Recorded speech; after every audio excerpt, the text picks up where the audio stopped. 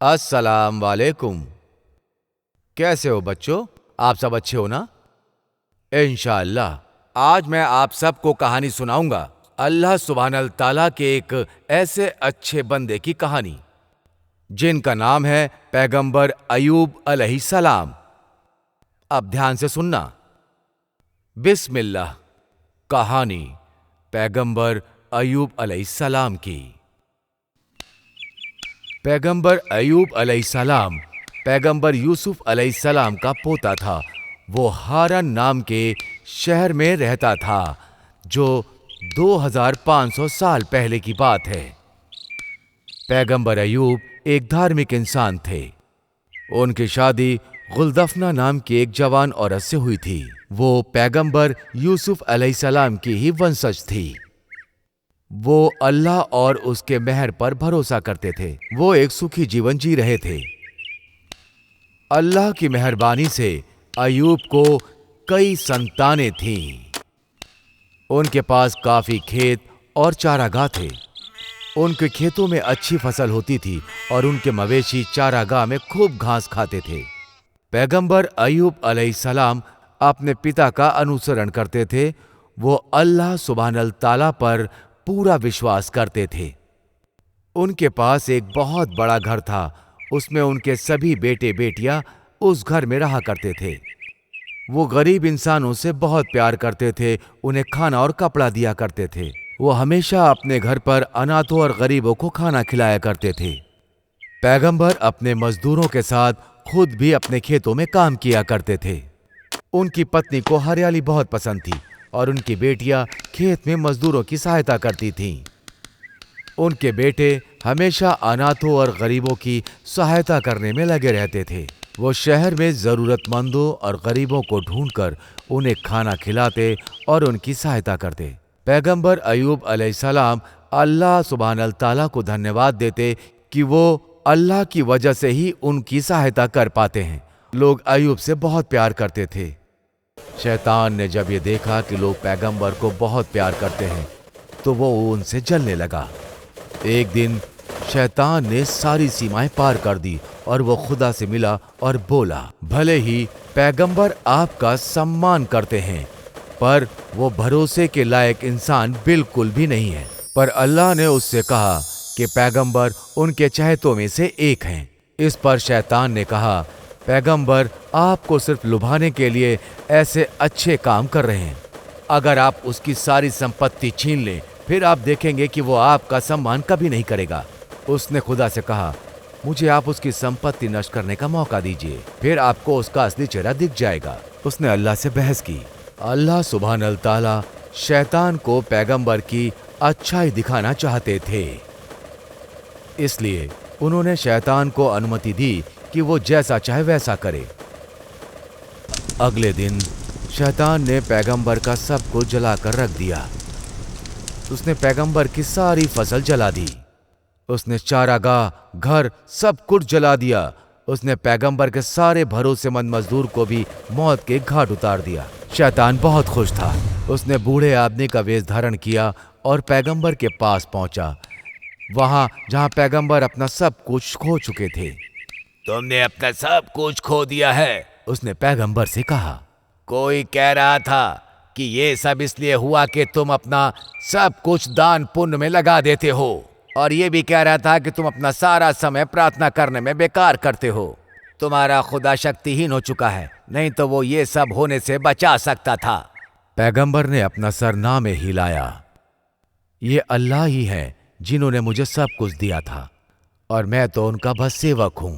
वो हर जरूरतमंद की सहायता करते हैं और जरूरत से ज्यादा होने पर उनसे ले लेते हैं। इसके लिए उन्होंने खुदा का धन्यवाद किया। फिर शैतान अपने असली रूप में आ गया। तभी वो वापस खुदा के पास पहुंचा और बोला, मैंने अयूब की सारी संपत्ति नष्ट कर दी, फिर भी वो आप पर भरोसा करता है। मैं उसके बच्चों और उसकी पत्नी को उससे जुदा करके एक बार और परीक्षा लेना चाहता हूँ।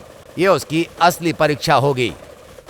अल्लाह सुब्हानल ताला ने शैतान से कहा, तुम चाहे कुछ भी कर लो, पर पैगंबर की श्रद्धा कभी खत्म नहीं होगी।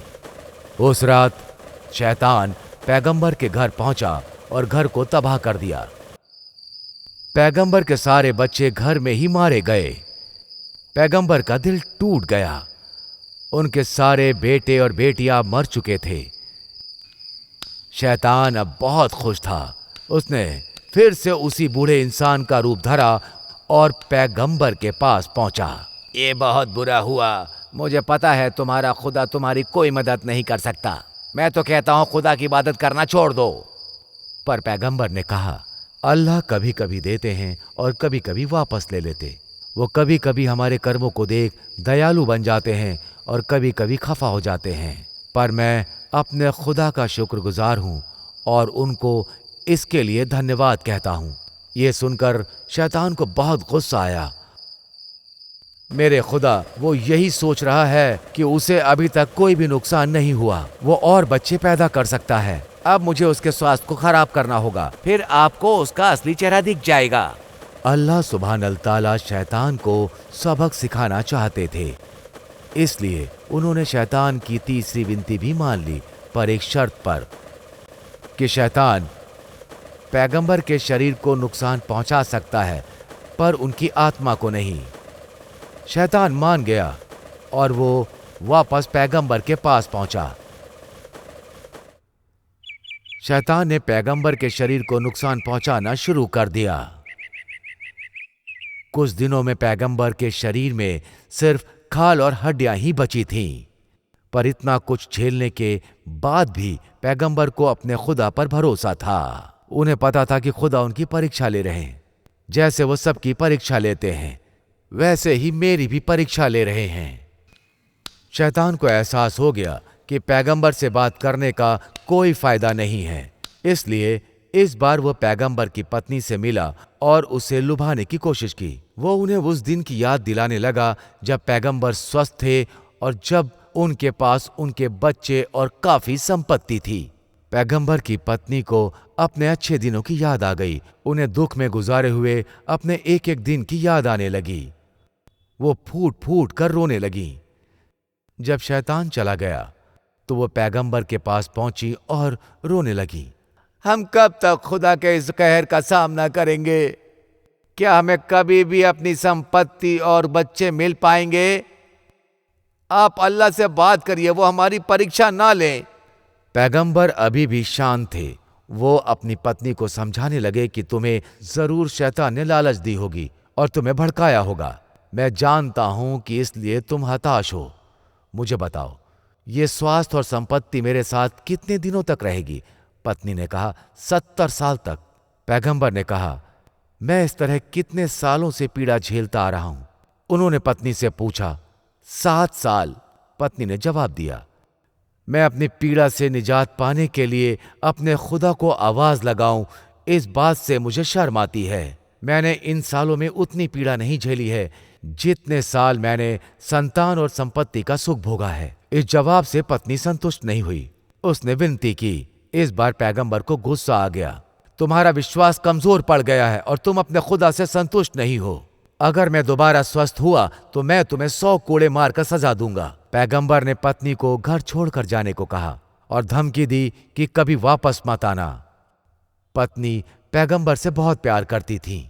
पत्नी के मुंह से यह सुनना कि तुम मेरे घर से निकल जाओ, उन्हें बहुत दुख हुआ, पर वो कुछ नहीं कर सकती थी। वो बुरी तरह से रोते हुए घर से चली गई। पैगंबर को अपने किए पर पछतावा हुआ। उन्हें पता था कि उनकी पत्नी उनसे कितना प्यार करती हैं। इस मुश्किल घड़ी में पैगंबर ने फिर से अल्लाह की प्रार्थना की, शिकायत करने के लिए नहीं, बस उनकी दया पाने के लिए। हे खुदा, उसने प्रार्थना शुरू की, नुकसान ने मुझे बहुत प्रभावित किया और आप तो दयावान हैं। अल्लाह सुब्हानल ताला ने पैगंबर की प्रार्थना सुनी और पैगंबर के मन में वो प्रकट हुए। उन्होंने पैगंबर से कहा कि अपने कदम जमीन पर पटको। पैगंबर ने वैसा ही किया और तभी अचानक जमीन के अंदर से एक खूबसूरत लहर बाहर आई। यह चमत्कार था। अल्लाह सुब्हानल ताला ने पैगंबर को उस पानी से नहाने को कहा।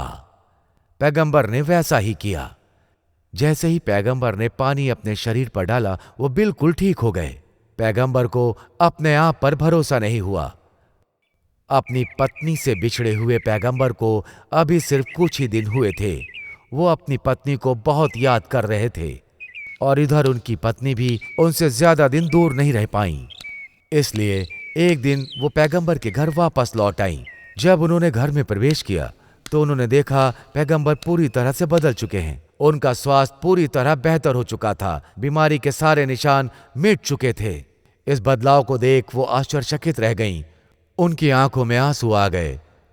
उन्होंने अपनी पत्नी को गले लगाया और अपने किए की माफी मांगी।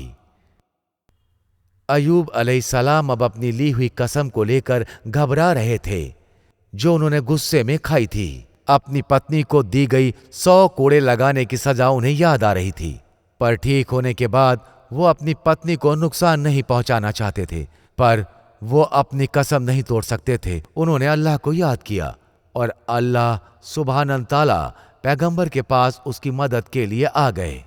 उन्होंने पैगंबर को बागीचे से हल्की और पतली घास लाने का आदेश दिया और 100 घासों का एक गट्ठर बनाने को आदेश दिया और इस घास के गट्ठर से अपनी पत्नी को हल्के हाथ से मारने को कहा। पैगंबर ने अल्लाह के आदेश का पालन किया और उनकी पत्नी को कुछ भी दर्द नहीं हुआ।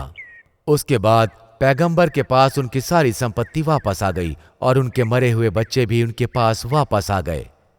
ऐसा कहा जाता है कि पैगंबर अय्यूब अलैहिस्सलाम 93 सालों तक जीवित रहे थे। कहो बच्चों, आपको ये वीडियो पसंद आया तो सब्सक्राइब का बटन दबाना मत भूलें और आइकन बटन भी, ताकि आप हमारे आने वाले वीडियो से अपडेट रहें। वीडियो पसंद आया हो तो आप अपने दोस्तों को बताना मत भूलें। इंशाअल्लाह कल मैं आपको कहानी सुनाऊंगा पैगंबर यूनुस अलैहिस्सलाम की। आज के लिए इतना ही। Good bye.